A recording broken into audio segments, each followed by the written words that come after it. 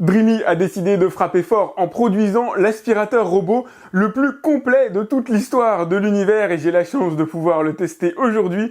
Bienvenue sur AviExpress pour le test du Dreamy W10. Alors du coup c'est un monstre, la base à elle toute seule fait 43 cm de haut, 40 cm de côté et 37,5 cm de profondeur. Va falloir de la place pour le stocker. Il est énorme, mais c'est justifié. Il fait partie des tout premiers aspirateurs robots à être capable de s'auto-nettoyer en phase de lavage, là où tous les autres aspirateurs se contentent de laisser traîner derrière eux une serpillière qui va s'encrasser sur 100, 200 mètres carrés, ce que vous avez, on va dire, à domicile.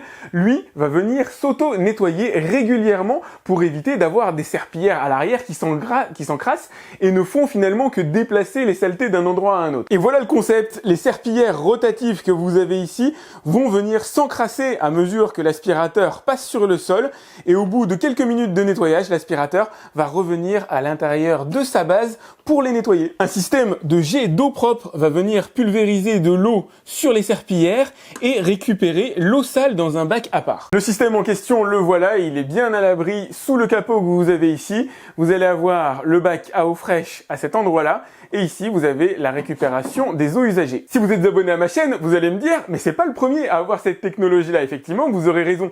Le Yidi Mobstation dispose du même système de lavage de sol, mais il lui manquait un truc essentiel. Le Yidi Mobstation aurait été une tuerie intergalactique si seulement il avait eu ceci. Le fameux télémètre laser, le lidar, dont je vous parle dans chacune de mes vidéos d'aspirateur robot, qui permet de comprendre la structure de votre appartement, de votre maison, et permet à l'aspirateur de se repérer dans l'espace. Ça change tout parce que vous avez l'assurance que l'aspirateur passera dans tous les recoins de votre maison pour nettoyer absolument tout, là où un aspirateur avec des technologies moins avancées aura tendance à oublier certains endroits, oublier certaines pièces et avoir beaucoup plus de mal à se repérer dans l'espace. Complet ne signifie pas parfait, j'attends le Dreamy W10 au tournant sur la détection d'obstacles qui est aujourd'hui l'élément le plus difficile pour les aspirateurs robots.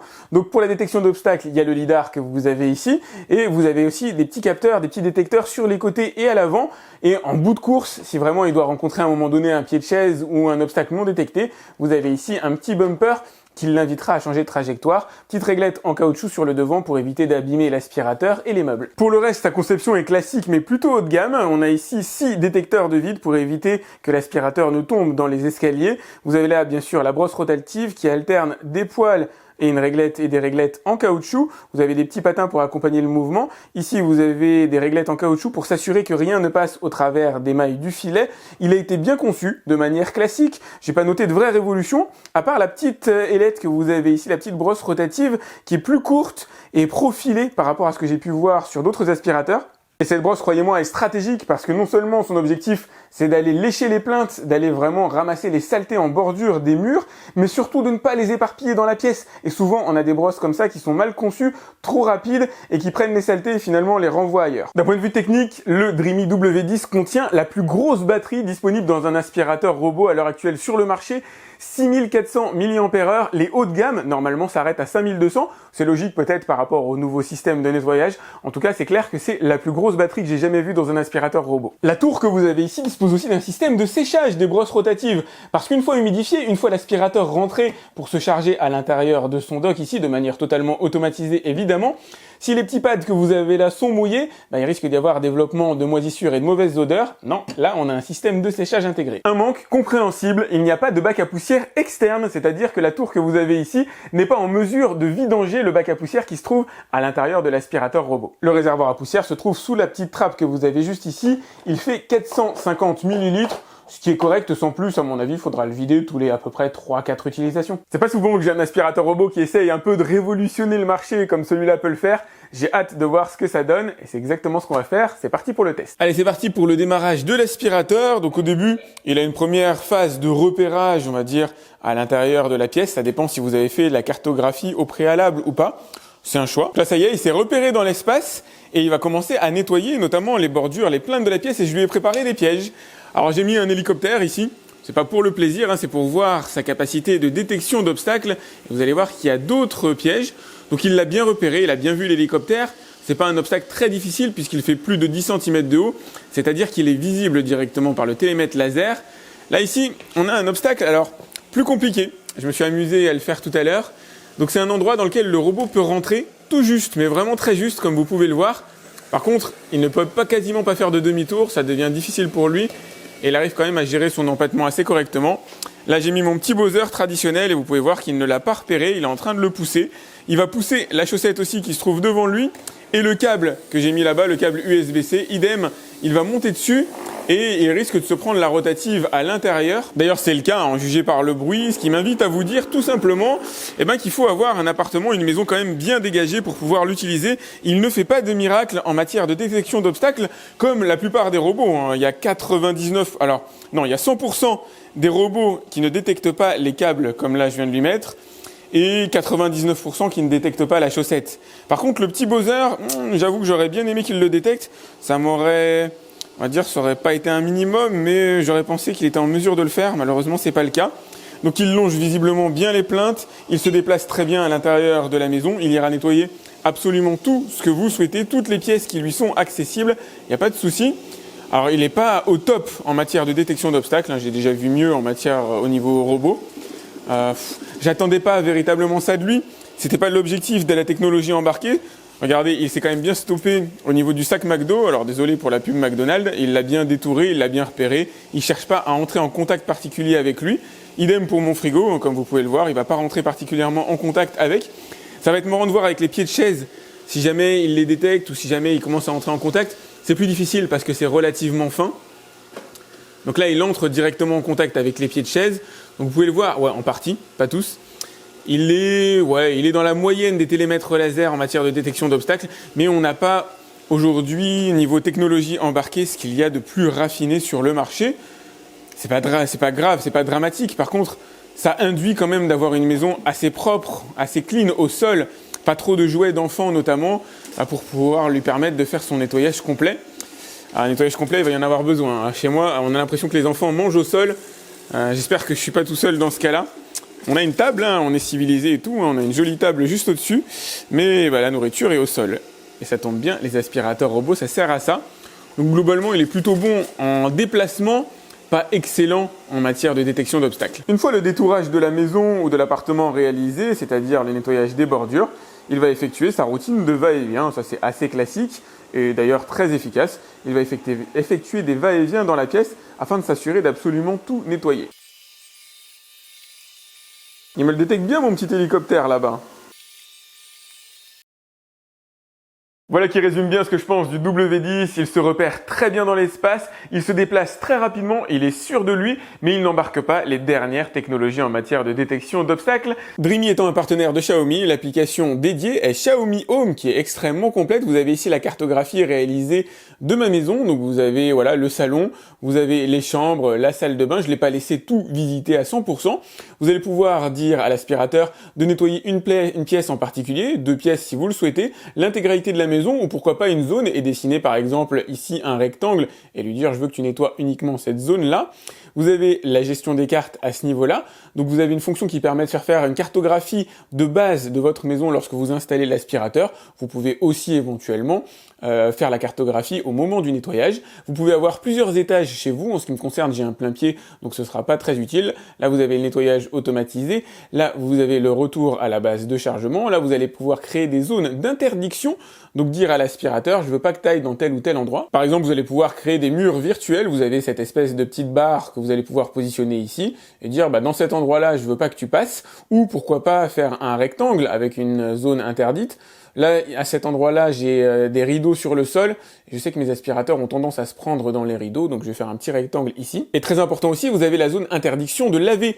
Lorsqu'il est en mode lavage de sol, si vous avez un tapis par exemple à cet endroit-là, vous pouvez lui dire merci de ne pas y aller. Avec ce bouton, vous allez régler les différents modes de nettoyage. Donc vous allez pouvoir faire soit l'aspiration, le lavage ou le lavage et l'aspiration en même temps. Là, vous avez le réglage de la puissance d'aspiration et vous allez avoir ici le réglage du niveau d'humidité des petites serpillières. Ce bouton-là est forcément une première. Vous allez pouvoir dire à l'aspirateur au bout de combien de mètres carrés il va retourner nettoyer ses brossettes rotatives. C'est important. Si votre maison est très sale, vous pouvez dire au bout de 5 mètres carrés, tu retournes à ta base de chargement, nettoyer tes serpillières. Sinon, au bout de 10-15 mètres carrés, ou pourquoi pas réaliser uniquement un nettoyage par zone. Tu nettoies d'abord la chambre et ensuite tu vas te laver. Petit passage par les paramètres supplémentaires. Bon, fuseau horaire, la voix, tout ça, on s'en fiche. Notification, le robot vous dit quand il a fini son nettoyage, quand il est coincé, etc. Reconnaissance des tapis et moquettes, c'est important notamment pour le lavage de sol. boost au tapis, la puissance d'aspiration va être boostée automatiquement lorsque l'aspirateur détecte un tapis. Verrouillage enfant, je trouve pas ça très utile, hein. Normalement les aspirateurs ça n'agresse pas les enfants. Ici vous avez reprendre le nettoyage, donc si jamais à un moment donné il a plus de batterie, il va se charger et il reprendra son nettoyage automatiquement, sauf entre 20h, 22h et 8h du matin, l'horaire où vous dormez a priori. Là vous avez la programmation de nettoyage, vous lui dites, je sais pas, du lundi au vendredi, merci de nettoyer à 11h et de pas nettoyer le week-end. Vous avez ici l'historique de nettoyage. Durée résiduelle, c'est mal défini, c'est l'usure des différents consommables, à quel moment donné il faut les nettoyer ou les changer. Là vous avez la télécommande pour piloter un peu en mode jeu vidéo l'aspirateur robot, c'est pratique, notamment pour les enfants. Bon, localiser mon robot, c'est pas fondamental. Et ici, à faire en priorité lorsque vous recevez le robot, la mise à jour. L'application Xiaomi est une des plus complètes et des plus efficaces du marché, une des plus faciles à utiliser. Interfacer le robot avec un smartphone Android et iOS est super simple. Vous achetez aussi ça lorsque vous achetez un Dreamy W10. Ce test consiste à répartir tout simplement des saletés sur tapis et sol dur à hauteur de 100 grammes et voir combien l'appareil est en mesure de ramasser. Alors ces saletés, c'est celles que j'utilise dans tous mes tests d'aspirateur robot, de balai laveur de sol. Il y a du sel, il y a du sucre, il y a du riz, il y a des pâtes, il y a des moutons de poussière, il y a du chocolat, des écorces d'orange, il doit y avoir des épines de sapin aussi vraisemblablement. Donc répartis sur carrelage et aussi sur mon tapis. C'est un test qui va être effectué en puissance maximale dans un nouveau périmètre que l'aspirateur ne connaît pas et que je vais chronométrer. Hop, c'est parti.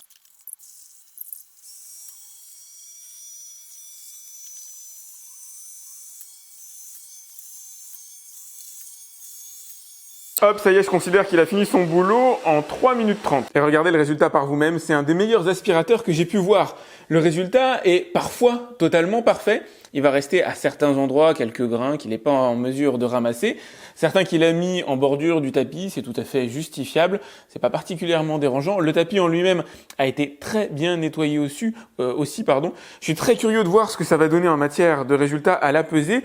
Parce que là, à vue de nez, c'est franchement un des meilleurs robots que j'ai pu voir jusqu'ici. Et franchement, je m'y attendais pas. Et je m'y suis pas trompé avec 92,1 grammes de saleté ramassée sur les 100 demandés. Il est dans mon top 3 des aspirateurs robots que j'ai pu tester jusqu'ici. Et il y en a eu beaucoup. Je commence à avoir pas mal de recul. Je pense que j'en ai testé environ 70. Faudra aller vérifier la playlist dédiée aux aspirateurs robots que j'ai sur ma chaîne YouTube. Je vous le disais en début de vidéo, un des paramètres qui a permis à cet aspirateur de faire un bon résultat, c'est la petite brosse rotative qu'il y a sur le côté qui tourne relativement lentement et évite d'éparpiller les saletés partout dans la maison au lieu finalement de les rabattre vers la bouche, ce qui est un gros défaut de la plupart des aspirateurs robots que j'ai pu tester jusqu'ici, qui n'existe pas sur celui-là. Ils ont bien fait leur job. Du coup, il a été en mesure de passer dans tous les endroits sans éparpiller les saletés et on a vraiment la pleine mesure de ce qu'il est en mesure de ramasser et franchement, c'est très bon. 92 grammes, le meilleur aujourd'hui est à 93 grammes. C'est parti pour le lavage des sols. J'ai rempli le réservoir et comme je suis pas particulièrement fan des eaux stagnantes, puisque après tout le réservoir n'est pas forcément utilisé à son maximum en un seul lavage, je vais quand même mettre quelques gouttes de Monsieur Propre Intérieur, très peu. Et alors c'est pas forcément recommandé, mais bon.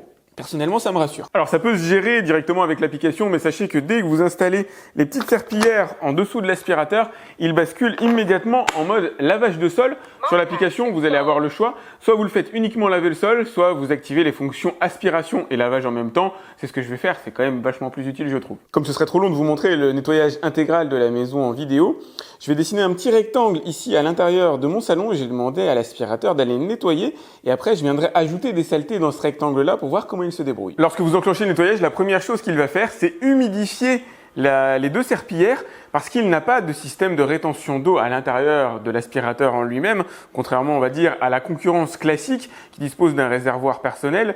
Lui va uniquement disposer des réservoirs qui se trouvent à l'intérieur du gros bac. Donc là, il humidifie ses serpillères et avec cette humidification, il va aller nettoyer le sol. On l'entend d'ailleurs assez clairement bosser.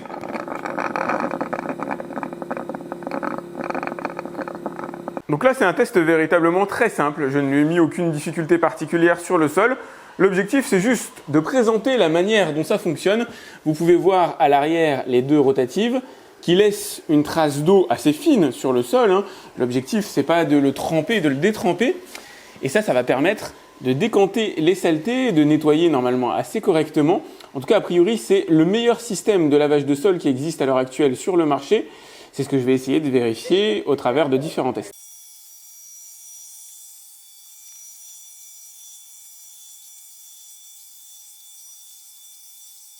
Et voilà, une fois son travail achevé, il va retourner, alors non seulement se charger à sa base, Je ne vous ai pas montré à l'heure actuelle, enfin jusqu'ici, la manière dont il retourne se charger, mais pour lui c'est une blague, hein, c'est extrêmement simple à réaliser.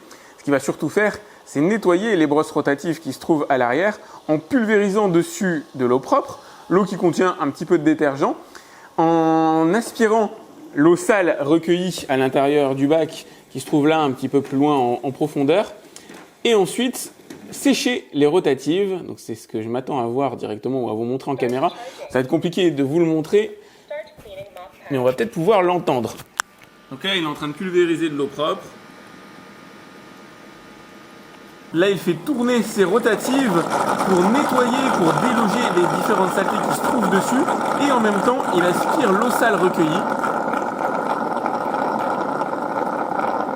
Et là, il est entré en phase de séchage des brosses rotatives. Donc à mon avis, il les fait tourner pour éjecter un maximum d'eau et après, il pulvérise de l'air dessus. Allez, trêve de gentillesse. On va se mettre un petit peu de coca au sol. Alors, c'est pas son objectif, hein. Il n'est pas là pour vraiment venir ramasser les grosses saletés, mais ça va être intéressant de voir comment il s'en sort. À vue de nez, le résultat est absolument impeccable. Il ne reste plus une seule goutte de coca au sol. Preuve qu'il est quand même en mesure d'aller absorber une certaine quantité de liquide. Après, ne vous y trompez pas, il n'a pas été conçu pour ça. Puisque là, même s'il est parti se nettoyer, le coca qui était sur le sol a grosso modo été réparti d'une manière ou d'une autre, puisqu'il n'est pas en mesure de s'auto-nettoyer en même temps qu'il ramasse le coca qui se trouve sur le sol. Donc forcément, le coca a été partiellement étalé, et puis d'autres parties de l'aspirateur ont été exposées pendant le nettoyage. Lorsque l'aspirateur fait son travail, les saletés arrivent dans ce sens-là, ce qui signifie que la brosse rotative que vous avez ici a été exposée à un moment donné au coca, la petite brosse là a été exposée elle aussi, ainsi que les roues. Hygiéniquement, c'est pas top. Ça signifie donc que oui, il est en mesure de laver les sols, même très bien, c'est probablement le meilleur qu'on peut trouver à l'heure actuelle sur le marché. Il est en mesure de ramasser certaines saletés, comme par exemple du coca, des saletés liquides, mais ce n'est pas sa fonction première. Sa fonction, c'est véritablement de nettoyer un sol sec, c'est de passer la serpillière comme vous le feriez de manière quotidienne, pas d'enlever des taches ponctuelles, pas d'enlever des traces de gras, pas d'enlever, je sais pas moi, de l'huile, éventuellement de la mayonnaise ou quelques corps gras qui tombent sur le sol. Il ne sera pas en mesure de faire ça. Il risque de les étaler au passage, tout comme il a étalé le coca au final. Lui, vraiment, son objectif, c'est l'assainissement d'un sol déjà propre qu'il aura lui-même nettoyé, alors je ne vais pas dire préalablement, mais en même temps qu'il va effectuer ce travail de lavage de sol, puisqu'il est en mesure d'aspirer et de laver en même temps. Et ce combo-là, effectivement, n'existe pas à ce niveau de perfection à l'heure actuelle sur le marché. C'est lui le meilleur et je ne vais pas dire de loin, mais c'est son système de navigation qui lui permet de se différencier du peu de concurrence qu'il y a dans ce domaine-là et qui fait que oui, c'est le meilleur. En lavage de sol, à l'heure actuelle, c'est le meilleur. Concernant la surface que je recommande avant l'auto-nettoyage des brosses rotatives, je dirais 10 mètres carrés maximum, mais au bout de 10 mètres carrés, les serpillières sont quand même assez sèches. 5 mètres carrés me paraît plus sympa. Par contre, si vous faites des pauses tous les 5 mètres carrés, il va falloir quand même pas mal de temps pour nettoyer la maison. Alors ce qui est marrant, et je m'y attendais pas du tout, c'est que quand il est en mode serpillière, il esquive totalement les tapis. Je m'y attendais pas, il me semblait tout simplement qu'il fallait ranger les tapis pendant qu'il était en train de laver, mais regardez, là il est en train de retourner se charger à sa base, il y a une ligne droite entre ici et la base de chargement, et pourtant il va choisir un autre itinéraire à l'intérieur de la cuisine pour retourner se charger. Pas mal du tout jusqu'ici, il n'est jamais monté sur un tapis pendant qu'il est en train de nettoyer le sol. Tenez, regardez, un petit test qui va être intéressant, on va aller vérifier ce qu'il y a dans le bac à eau usagée. Et c'est simple, si ça a fonctionné, l'eau elle va être dégueu. Et c'est effectivement le cas. Il y a pas mal d'eau qui est utilisée. Pour un lavage, je dirais d'une centaine de mètres carrés, finalement vous utilisez le réservoir complet. Allez, c'est parti pour un petit test de nettoyage des plinthes et bordures. J'en attends pas des miracles parce que les serpillières que vous avez à l'arrière ne sont pas en mesure d'aller lécher les murs. Donc pour la partie lavage, l'aspirateur ne sera pas en mesure réellement d'aller au plus proche des plinthes. Par contre, la petite brossette rotative qui, elle, longe le mur normalement, devrait ramasser une bonne partie du sucre. Et voilà ce que ça donne. C'est loin d'être parfait. Alors on voit déjà que les serpillières n'ont pas pu ramasser tout le sucre que j'ai mis. Ça, c'est pas grave. Vous n'aurez jamais une telle quantité de sucre sur votre sol. On voit quand même que les rotatives ont un peu de mal pour aller lécher les bordures. c'est tout à fait perfectible, on va dire, comme nettoyage. J'ai déjà vu mieux. Dreamy nous a habitués à faire du bon matos et le W10 n'échappe absolument pas à la règle. C'est le meilleur laveur de sol actuellement disponible sur le marché. Il y en a très peu qui disposent de cette technologie de brosse rotative capable de s'auto-nettoyer. C'est un des rares à le proposer et en plus il le fait bien avec l'adjonction du télémètre laser. Il passe absolument partout, ne rate aucun endroit dans votre maison ou appartement. Ça c'est génial, le système d'auto-nettoyage est super bien foutu, avec en plus le séchage pour éviter derrière qu'il y ait de la moisissure qui se développe sur les serpillères. Ça le rend intégralement autonome dans un domaine dans lequel les autres aspirateurs robots ne sont pas autonomes. C'est pour ça que vous avez une si grosse boîte. C'est ça que vous achetez lorsque vous allez voir le lien que je vous ai mis directement dans la description. Il y a quand même une douloureuse à la clé, mais c'est ce que vous achetez. Et en termes d'aspiration, il est dans mon top 3. C'est un des meilleurs que j'ai testé aussi. C'est-à-dire s'il y a du bon niveau à l'intérieur. En matière d'application, de déplacement, il est aussi excellent. Finalement, l'axe de progrès que je lui aurais noté, et on va dire le plus prégnant pour moi, ce serait la détection d'obstacles sur lequel il n'y a pas d'accent particulier qui a été mis, là où aujourd'hui les hauts de gamme du marché essayent de développer des technologies capables de repérer des câbles, repérer des chaussettes, des petits éléments sur le sol. Ici chez Dreamy, on n'y est pas encore et j'ai pas testé d'aspirateur de la marque Dreamy d'ailleurs qui dispose de ce genre de technologie. Micro regret aussi sur le nettoyage des plaintes. Alors, il va bien aller récupérer les saletés sèches sur les plaintes. Le test du sucre est difficile, donc pour le coup c'était logique qu'on retrouve un petit peu de sucre sur les plaintes. Par contre, les brosses rotatives, les serpillères, elles ne vont pas lécher les plaintes. Donc ces zones-là ne seront pas techniquement lavées. Dernier petit paramètre à prendre en compte, il faut le nettoyer, l'entretenir, tout simplement parce qu'on est dans l'univers de l'humide. Donc vérifier que l'aspirateur en dessous est pas trop sale. De temps en temps, un petit coup d'éponge aussi sur la surface ici du socle qui va se salir tranquillement avec le temps. Voilà, il y a un petit peu d'entretien à faire à côté, mais sinon c'est vrai qu'il est intégralement autonome dans le lavage des sols et ça c'est super cool. Faut avoir les moyens de se le payer, comme je vous le disais, je vous ai mis le lien directement dans la description pour aller voir combien il coûte à l'heure actuelle. Voilà, c'est une petite douloureuse et c'est vrai qu'il n'a pas de concurrent à l'heure actuelle. Il y a des concurrences qui commencent à arriver, mais j'ai du mal à voir ce qu'elle va réellement pouvoir apporter, mis à part éventuellement de meilleures détections d'obstacles. Pour le reste, je suis assez curieux et comptez sur moi pour tester les prochains aspirateurs qui sortiront de ce type-là. Si vous avez aimé cette vidéo, n'hésitez pas à la liker pour voir justement ces prochains tests si ça vous intéresse ou d'autres tests d'ailleurs que je peux faire sur ma chaîne. Pensez à vous abonner, alors vous avez des petites icônes qui traînent un petit peu partout. Idem, pensez à cliquer sur la cloche qui vous permet d'être alerté lorsque je lance une nouvelle vidéo. C'est pas automatique, vous n'êtes pas alerté systématiquement quand je lance une nouvelle vidéo, tout simplement parce que vous êtes abonné, malheureusement. Voilà les contraintes un petit peu de YouTube. Si vous voulez me laisser un commentaire, si vous avez des questions concernant cet aspirateur, vous pouvez me les laisser dans les commentaires de la vidéo. J'essaie de répondre à tous mes abonnés. Et moi, je vous dis à très vite pour un autre test sur AviExpress. Salut!